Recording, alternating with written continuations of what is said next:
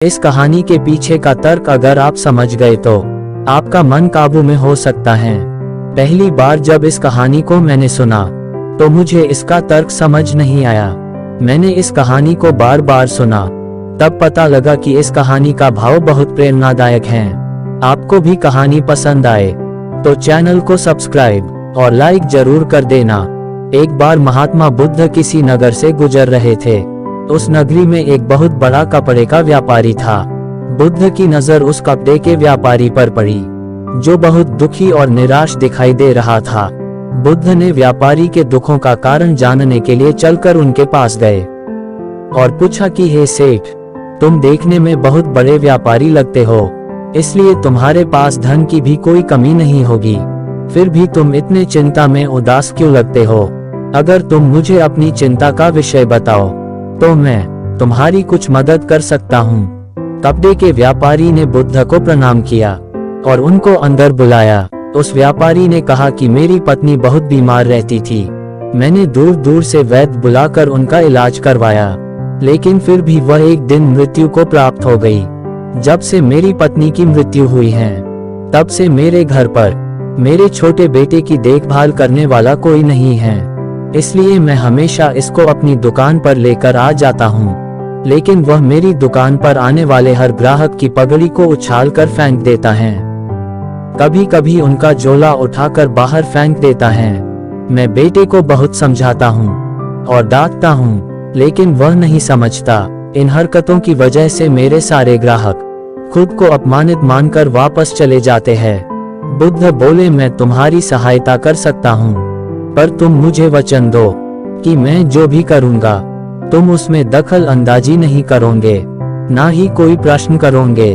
व्यापारी बुद्ध को वचन दे देता है।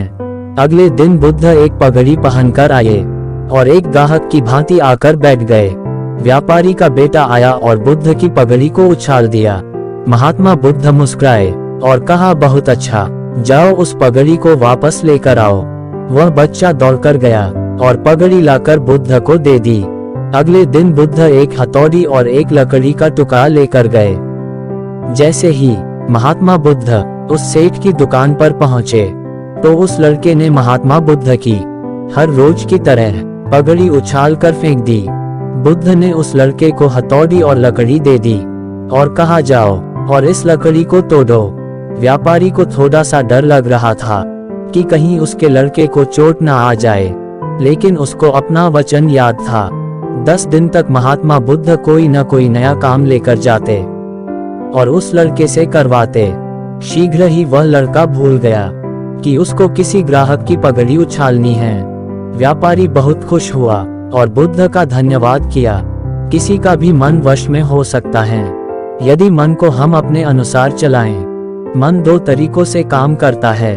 पहला यह है कि मन अपने हिसाब से काम करता है, दूसरा मन को हम अपने हिसाब से काम करवाए। बुद्ध से मिलने से पहले उस लड़के का मन और दिमाग अपने हिसाब से अनियंत्रित रूप से काम कर रहा था, लेकिन बुद्ध ने उस लड़के से अपने अनुसार काम करवाए, जिससे उस लड़के ने मन पर काबू पा लिया और उसकी आदत ही बदल गई और दोबारा से सेठ की दुकान पर ग्राहक खुशी खुशी से आने लगे और सेठ बहुत खुश रहने लगा। मन को काबू करने की कहानी पसंद आई है तो कृपया चैनल को सब्सक्राइब करना ना भूलें और अपने दोस्तों में शेयर जरूर करें, ताकि दोस्तों को भी मालूम हो सके कि मन को कैसे काबू किया जा सकता है। और कमेंट करके जरूर बताएं आपको कहानी कैसी लगी।